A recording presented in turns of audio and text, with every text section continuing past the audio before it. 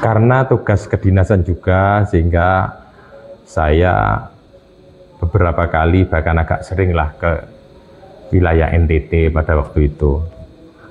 Ada yang menarik menurut saya ketika di NTT itu, saya belum berucap, saya belum berbicara, entah melihat wajahnya atau apa gitu. Ketika saya datang di sana itu, orang di warung atau ketemu di pasar ketika saya datang itu, langsung nyebut saya itu, silakan Pak D, silakan Pak D gitu. Saya heran kok saya dipanggil Pak D gitu. Kok tahu kalau saya orang Jawa gitu. Jadi hampir ketemu saya gitu, ayo Pak D, silakan Pak D gitu.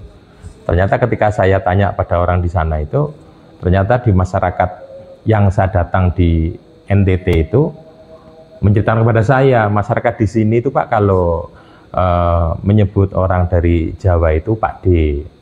Kalau usia kebapakan gitu Pak D. Kalau perempuan itu Bude. Lah kalau muda itu biasanya manggilnya Mas. Gitu.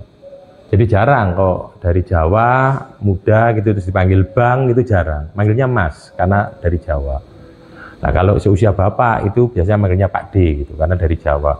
Entah karena suku Jawa itu anggap lebih tua dari mereka atau karena apa saya nggak tahu. Tapi yang jelas mereka tahu kalau orang Jawa itu mesti manggilnya Pak D. Dan mereka dengan ramah bersahaja memanggil kita Pak D itu artinya beliau kan tidak rasis, tahu kalau dia orang Jawa kan gitu. Sehingga suku-suku di antara kita itu saling paham gitu loh. Dan bahasanya juga lembut dengan kita. Karena umumnya kan mereka kalau menyapa sesama temannya kan yang sering saya dengar, mau kemana kakak gitu.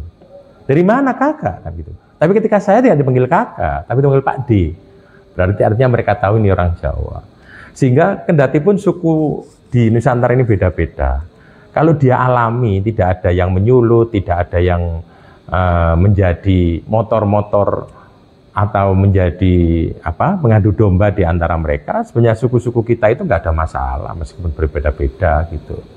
Maka baik yang Jawa maupun manapun ketika hidup bersama berdampingan, mereka itu selalu sadar sebenarnya di antara suku-suku kita itu memiliki keunggulan, dan ketika keunggulan itu ketemu maka saya yakin hidup mereka akan semakin baik. Contohnya tidak sedikit yang disebut Pak D, yang disebut Mas tukang bakso, Pak D yang pedagang kelontong di sana, itu juga memberdayakan ekonomi, memutar ekonomi di mana para Pak D, para Mas itu berada. Dan bagi yang masih rasis atau kemudian menganggap perbedaan suku itu masalah, berarti perginya kurang jauh.